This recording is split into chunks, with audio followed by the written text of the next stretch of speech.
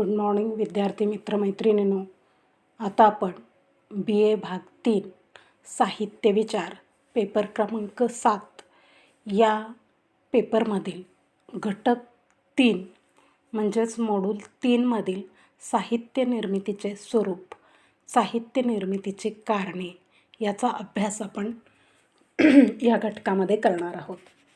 तर मुळात साहित्य निर्मितीचे स्वरूप काय आहे, साहित्य निर्मितीची कारणं कोणती आहेत, त्यासाठी वेगवेगळे घटक कुठले महत्त्वाचे आहेत याचा विचार आपण आता करणार आहोत. जगातील सर्व व्यवहार कोणत्या तरी कार्यकारणभावाने संपन्न होतात. म्हणजे कोणतीही कृती करत असताना त्याच्या पाठीमागं कारण असतं. कारणाशिवाय कुणीही काहीही करत नाही. म्हणजे कोणत्याही कार्यामागे काही कारण असतेच. काव्याची निर्मिती होत असतानाही काही कारणे निश्चितपणे त्याच्या पाठीमागे असतात. काव्य म्हणजेच साहित्याची निर्मिती. कवी हा शब्द सामर्थ्याच्या साहाय्याने कविता लिहितो. त्यातून वाचकाच्या मनात वेगवेगळे भावनांचे कल्लोळ तयार करतो. कवींच्या शब्दातून वाचकांना हेलावून सोडण्याची किमया कशी घडते याविषयी विचार म्हणजे काव्याची कारणे कोणती याचा शोध घेणे होय. काव्य म्हणजे साहित्य निर्माण होण्यास कोणत्या गोष्टी कारणीभूत होतात याविषयीचे स्पष्टीकरण संस्कृत साहित्यशास्त्रात सविस्तरपणे आलेले आहे. संस्कृत साहित्यशास्त्रात काव्यकारणाला उद्देशून काव्यहेतू असा शब्दप्रयोग आला आहे. परंतु मराठीत हेतू हा शब्द प्रयोजन या अर्थाने वापरला जातो. त्यामुळे अर्थनिश्चितीसाठी येथे हेतू हा शब्द काव्यकारण या म्हणजे साहित्यकारण या अर्थाने वापरला जातो. जगातील सर्वच गोष्टींच्या मुळाशी काहीतरी अतींद्रिय किंवा ईश्वरीय शक्ती असते. हीच भावना काव्याच्या म्हणजे साहित्याच्या मुळाशीही आहे. काव्य निर्मितीच्या म्हणजे साहित्य निर्मितीच्या पाठीमागे कवीची प्रतिभा ही मुख्य शक्ती असते आणि चित्रण आणि तिला मदत करणाऱ्या इतर शक्ती असतात. याबद्दल वेगवेगळ्या अभ्यासकांनी आपली मते मांडली आहेत.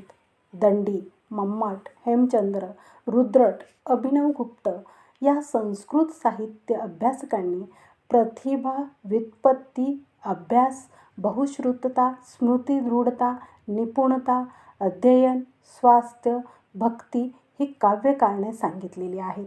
यापैकी प्रतिभा, व्युत्पत्ती, अभ्यास ही 3 जनक कारणे मानली जातात व इतर गौण स्वरूपाची मानली जातात.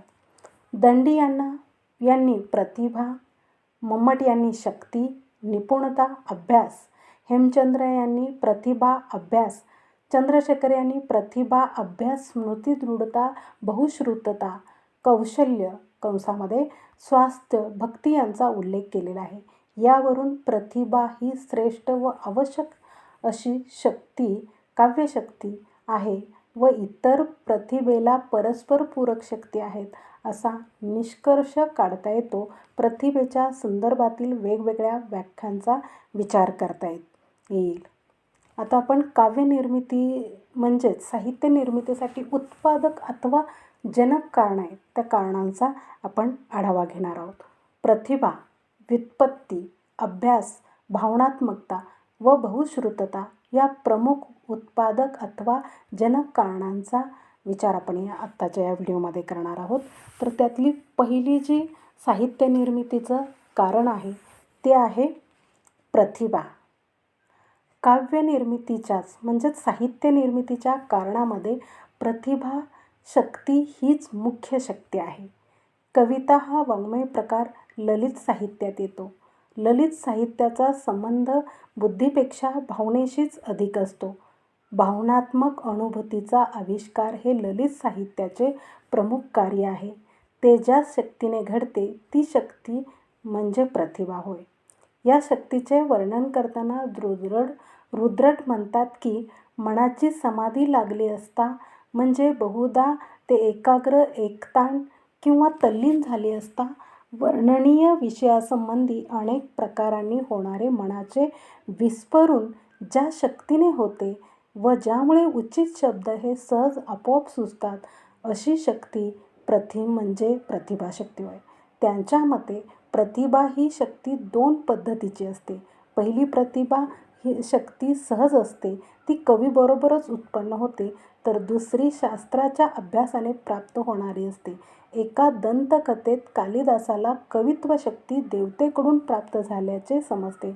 याचा अर्थ तो लहानपणापासून काव्यरचना करीत नव्हता एवढाच घेता येईल. मम्मट यांच्या मते प्रतिभाशक्ती म्हणजे कवित्व बीजरूपी विशिष्ट संस्कार. ही शक्ती नसेल तर काव्यनिर्मिती होणार नाही. कोणत्याही मानसिक शक्तीचे स्वरूप असे अवर्णनीय असते. या वर्णनाने प्रतिभा ही कवित्वाच्या मुळाशी असणारी एक आवश्यक शक्ती आहे असा बोध होतो. परंतु एवढ्याने मात्र विशेष बोध होत नाही. तर अभिनवगुप्त यांनी अपूर्व वस्तू निर्माण करणारी प्रज्ञा म्हणजे प्रतिभा असे म्हटले आहे. वस्तुनिर्मितीमध्ये काव्याचे कथानक, व्यक्तिदर्शन, स्वरूप, कल्पना व त्या कल्पनेची मांडणी या गोष्टींचा समावेश होतो. या सर्वांमधून कविता सुंदर होईल यात शंका नाही, परंतु ते अपूर्व कसे सुचते याविषयीचा बोध होत नाही.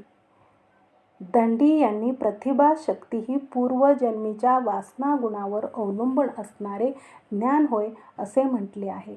यातील ज्ञानाचा अर्थ मानसिक शक्ती असा घेतल्यावरच या विधानाचा अर्थ समजतो. यावरून हा गुण जन्मतः माणसाला प्राप्त होतो, प्रयत्नाने नाही. कवी हे जातीचेच असावयास पाहिजे ते बनवता येत नाही.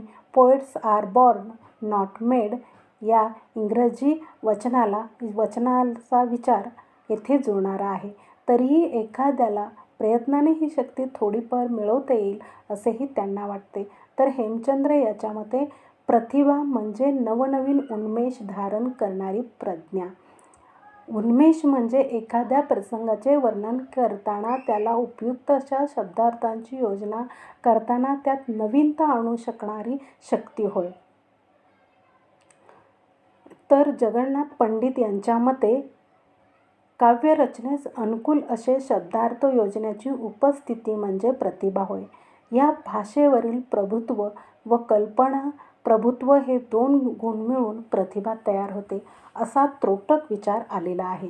अशा प्रकारे साहित्य निर्मितीचे म्हणजेच काव्यनिर्मितीचे उत्पादक कारणामधील प्रतिभा हे अतिशय महत्त्वाची शक्ती मानली जाते.